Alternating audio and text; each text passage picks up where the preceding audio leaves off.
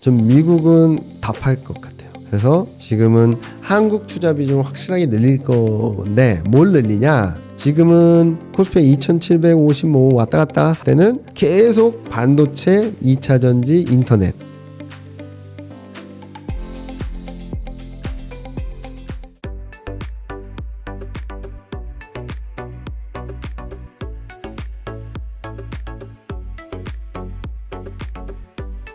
일단은 기계업종 뭐 연초 이후 수익률로 보면 압도적으로 1위입니다. 압도적으로. 그래서 많은 분들이 야 이게 어디까지 갈까를 고민하고 있는 부분들이 많은데 저도 장기 추세적인 흐름들을 되게 좋게 보고 있어요.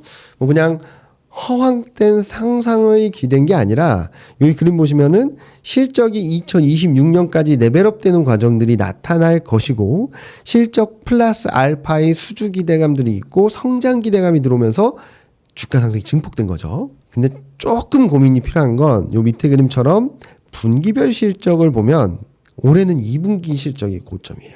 하반기 실적은 상반기 대비 조금 줄어들어요. 그러면은 더 세게 올라갈 수 있을까? 라는 고민이 조금 필요한 시점이 아닌가라는 생각을 하고 있어요. 그리고 여기 그림 보시면은 많은 분들이 주가가 올해 많이 오른 건 맞지만 작년 7, 8, 9, 10월 달에 어느 누구도 안 쳐다봤을걸요. 그래서 제가 아까 서두에서 말씀드렸듯이 지금 시점에서 안 쳐다보는 것들에 관심을 가져야지 수익의 기회가 생긴다라 말씀드리는 것도 이런 부분이에요. 여기 보시면은 7월 달부터 7월 달에 1250포인트 정도였던 기계업종의 주가가 10월 중순에는 10월 말에는 1000포인트가 깨졌었어요. 에이씨 뭐야 이랬던 건데 거기를 저점으로 지금은 1500포인트까지 갔습니다. 거의 50%가 넘게 오른 거죠. 근데 지금 추세적으로 바뀌고 있는 거 맞고 중기 추세가 되게 단단해지는 거 맞아요. 그런데 지금 앞서 말씀드렸던 분기 실적을 보면 2분기가 정점이다라는 점, 두 번째로는 월간 차트, 굉장히 장기 시계열 차트를 놓고 보면 1500포인트, 1700포인트가 굉장히 중요한 저항대에 위치해 있어요. 그런 상황에서 거래대금이나 이런 것들이 더 세지지는 못하고 있고, 그리고 밑에 보여지는 것처럼 주간 차트상으로는 여기서도 상승 추세대, 되게 단단한 상승 추세대 상단이 1500, 1600 정도예요. 그럼 이걸 뚫고 올라갈 수 있을까? 뚫고 올라가면 갈 수도 있겠죠. 근데 보통은 이렇게 되면 과열이라고 해서 단기 오버슈팅이라고 해서 더 조정을 받을 수도 있거든요. 그래서 저는 지금 레벨에서 더 올라간다고 하더라도 따라가지 말고 한 1250포인트 정도까지 내려오면 그때부터는 좀 모아가도 되지 않을까라는 생각을 하고 있어서 기계업종은 추세적, 중장기 추세적으로 되게 단단해지고 있는데 단기적으로 50% 이상 올라온 데 따른 되돌림은 좀 필요하다. 되돌려진 다음에 다시 올라가는 그림들이 나올 수 있으니까 그때 되돌리는 과정을 좀 매수 기회로 삼지 지금 1500을 넘나드는 상황에서 추격 매수하기는 오히려 부담스럽다. 오히려 주식 비중이 많으신 분들은 조금 정리하시는 게 맞지 않을까라는 생각을 하고 있습니다. AI 모멘텀의 또 다른 수혜주라고 얘기를 하는 거죠. 전력 수요가 높아질 수밖에 없다라고 하면서 전력 설비 관련된 종목들이 엄청나게 폭등을 했어요. 지금은 기계업종을 말씀드렸지만 그 안에서 더 높은 상승률을 구가했죠.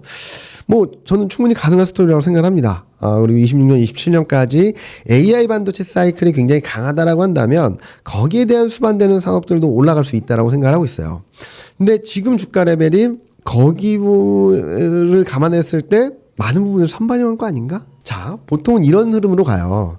기대감에 쫙 올랐다가 그 다음에 따라오는 건 실적을 보여줘야 돼요. 자, 예를 들어 볼게요. 작년에 2차 전지가 어마어마하게 폭등을 했습니다.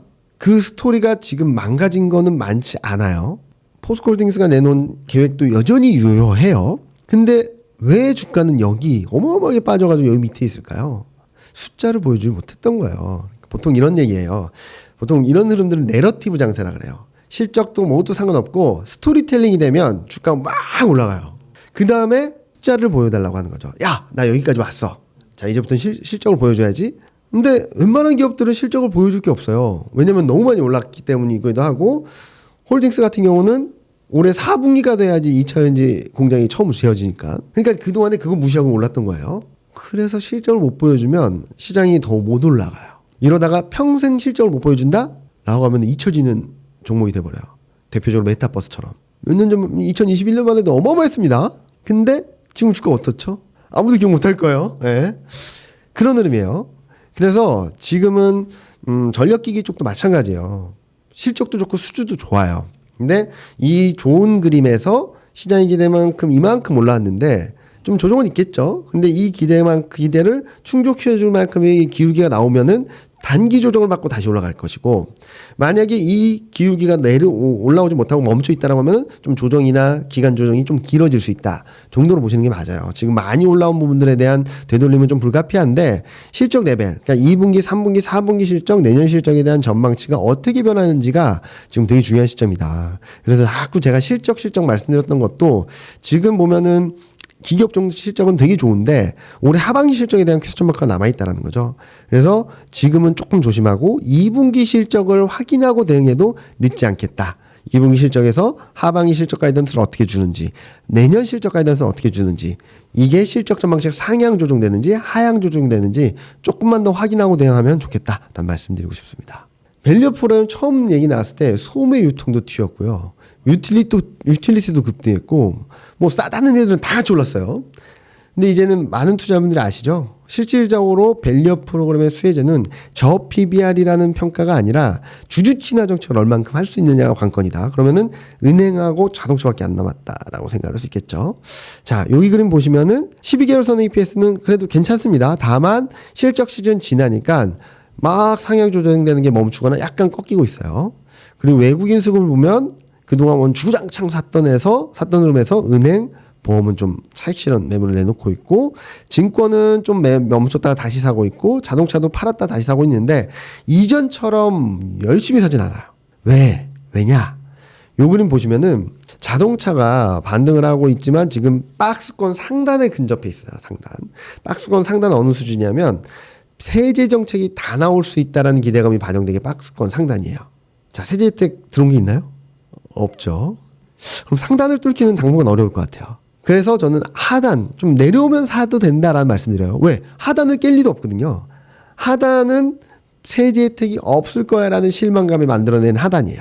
근데 최근 들어서 세제 혜택에 대한 준비를 하고 있다는 얘기들도 나오고 있고, 밸류 프로그램이 시장의 기대에는 못 미친다 하더라도 계속 한 발 한 발 전진하고 있죠. 그래서 상단 하단이 막혀 있다라고 생각하는데 지금 자동차도 금융도 좀 상단에 근접해 있어요. 그러니까 외국인 입장에선 더 적극적으로 사서 위를 뚫어버릴 만한 동력은 좀 약하다라는 거죠. 그래서 저는 자동차와 금융 되게 좋게 보고 있는데 지금은 뛰어들긴 좀 어렵다. 많이 올라와 있어서 많이 갖고 계신 분들은 오히려 좀 정리했다가 쭉 내려오면 좀 사자. 박스권 등락 대응하자 정도로 말씀드리지, 지금은 단기적으로 좀 조심하자, 밀리면 사자 라는 말씀 계속적으로 드리고 있습니다. 일단은 자동차는 저는 4분기에는 넘어서지 않을까라는 생각을 하고 있어요. 왜냐면은 이 밸류 프로그램과 상관없이 4분기에 조지아 공장이 완공돼요. 그럼 아이오닉 7이 생산되겠죠? 그러면은 전기차 판매 비중이 늘어나겠죠? 그러면 전기차로서의 밸류에이션 좀 더 평가받겠죠? 내년에 IRA 법안 수혜를 받겠죠? 이런 그림들이 만들어져서 저는 자동차는 밸류 프로그램과 상관없이 올라갈 수 있다고 생각을 하거든요. 그럼 또 질문하겠죠. 트럼프 되면 어떻게 해? 그죠? 트럼프 되면 또 올라갈 거예요. 왜냐면은 지금 자동차 밸류에이션이 몇 배냐면 5배입니다. 4배에서 올라와서 5배예요. 너무 싸죠? 왜 이렇게 싸냐? 여전히 내연기관차 판매 비중이 너무 높다라는 것 때문에 디스카운트 받는 거예요. 이 얘뿐만 아니라 한국 자동차뿐만 아니라 폭스바겐 뭐 다 그렇게 받고 있어요. 자, 그런데 트럼프는 무슨 말 했다고? 미국 내 전기차를 없애버리겠다. 그럼 어떻게 될까요? 프리미엄 받았던 전기차 밸류에이션은 좀 정상화되고 디스카운트 받았던 내연기관차는 올라가겠죠. 그래서 저는 4분기에는 자동차는 올라갈 수 있다고 생각하고 있어요. 그리고 밸류 프로그램도 계속적으로 진전될 거기 때문에 고점을 돌파 시도하는 그림이 나오는데, 확실하게 고점을 넘어서는 그림이 나오려면 여기 70페이지 밑에 그림 보시는 것처럼 보험, 은행, 증권, 자동차의 ROE가 25년에 24년보다 높아진다라는 전망이 확실하게 들어와야 될 것 같아요. 그러니까 ROE가 개선된다라는 컨비션이 있어야지 밸류에이션 재평가가 가능하거든요. 근데 아직까지는 24년과 비슷하거나 25년보다 낮을 수 있다는 전망이 들어와 있어요. 요게 바뀌어야지 특히 은행은 정고점을 넘어서는 그림이 나오지 않을까? 또 하나는 은행 같은 경우는 금리나 사이클에서 그렇게 실적이 그렇게 좋지는 않아요. 그리고 지금 컨센서스도 상반기 대비 하반기 실적은 좀 내려가는 그림이거든요. 이게 뒤집어져야지. 그러니까 계속적으로 돈이 들어와서 저희는 그동안 했던 배당과 자사주 매입보다 더 많이 할 수 있어요라는 모멘텀이 있어야지 전고점을 넘어설 수 있겠다라는 생각을 하고 있어서 아마 3분기, 4분기는 돼야지 고점 돌파 여부가 좀 결정되지 않을까라는 생각을 하고 있습니다. 일단은 중국 소비주로 먼저 움직였다가 최근 움직이는 건 중국 소비가 아니라 미국 소비, 중국 이외 지역들의 소비들이 폭발하면서 올라가는 것 같아요. 일단은 중국 소비로만 국한해서 말씀드리면 73페이지 그림처럼 4월, 5월에 좋다가 중국 소비 테마 ETF가 항상 6월 달에 박살이 났습니다. 그래서 저는 최근 들어서 음식료는 좀 다른 얘기긴 하지만 앞서 보여드렸던 것처럼 화장품 의류가 최근 수익이 꺾이고 있거든요. 그런 것들은 좀 조심해야 되지 않을까? 라는 말씀을 드리고 있어요. 그리고 중국 소비 전체적인 흐름들에 있어서는 좋아질 거예요. 앞으로 좋아지는 그림인데 아까도 말씀드렸죠. 좋아지는 그림이 후행적으로 들어오는데 주가가 먼저 가 있어요. 그러면은 얘가 빠르게 올라오면 좀 단기 조정받고 올라갈 거고 만약에 천천히 돌면은 좀 깊은 조정을 받고 다시 올라갈 거다. 왜? 추세 반전은 나타나고 있어요. 추세 반전은. 그래서 저는 중국 소비 관련주, 음식료, 화장품 의류 좀 좋은 그림들이 만들어지고 있다라고 생각을 하고 있지만 기기업종은 마찬가지인 거죠. 실적도 좋고 좋은 그림들인데 더 세게 올라갈 수 있을까? 그만큼의 동력이 있을까? 그러기 위해서는 2분기 실적을 좀 더 확인하고 하려고 하지 않을까라는 생각을 하고 있습니다. 요 그림 보시면은 호텔 레저, 필수소비재, 통신 전반적으로 실적은 다 올라가는 그림이에요. 미디어 교육 빼고. 근데 보시면은 호텔 레저 외국인 매도, 필수소비재 와장창 팔았다가 지난주 잠깐 샀고, 통신매도 비철금속도 사다가 좀 꺾이고 있고, 화장품 의류는 계속 사고 있고, 최근 많이 꺾이니까 또 사는 거예요. 그러니까 조정받으니까 사는 거예요. 그러니까 외국인 입장에서는 지금 가격이 부담스러운 거예요. 그래서 조정을 받으면 살 수 있어도 지금 가격대에서 추격 매수는 안 할 것 같다라는 생각을 하는 거죠. 그래서 지금은 워낙 강한 필수소비재나 화장품 의류 좀 꺾였지만 좀 조정시 매수 전략이 맞지. 중국 소비주 그리고 음식료, 화장품 의류 이런 쪽들을 지금 가격대에서 추격 매수하기는 좀 어렵겠다라는 생각을 하고 있습니다. 조선주의 실적 방향성이나 이런 데에 대해서는 의심할 여지가 없어요. 아까도 말씀드렸지만 조선주는 되게 좋아요. 실적도 좋고 다 좋습니다.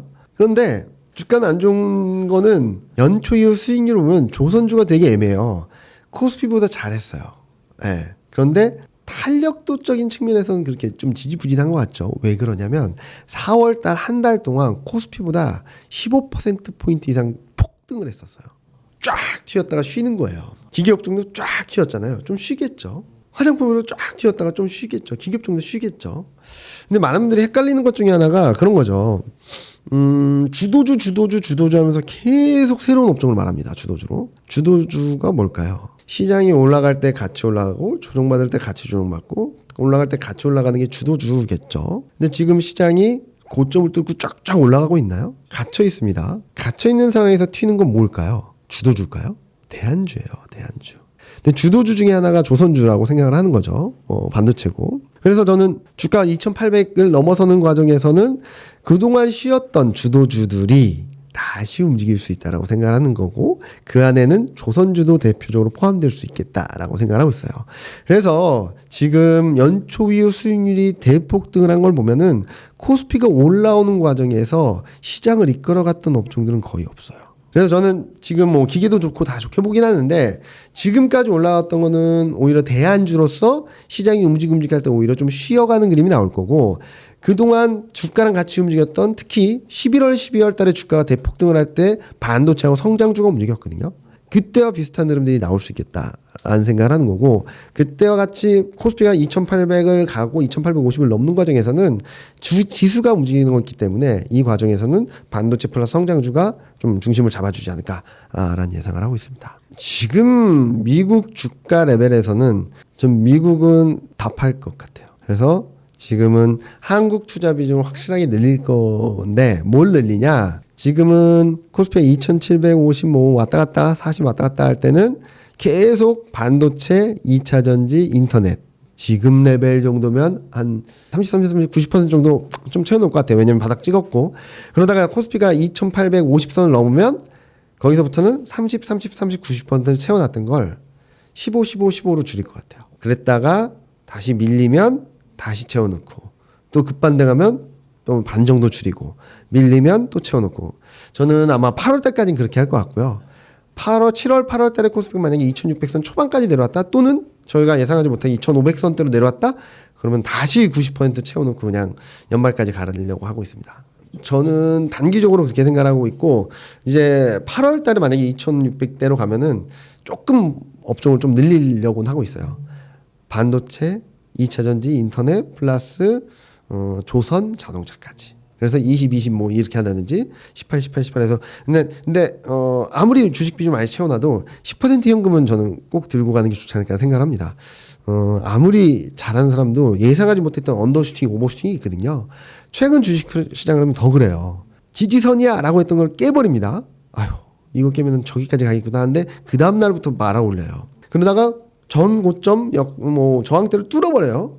이야, 그럼 여기까지 갈 수 있어 하면은 그 다음날부터 밀어버립니다. 이 패턴이 계속 작년 하반기부터 계속 반복되고 있거든요. 그래서 10% 정도의 뭐라 그러죠?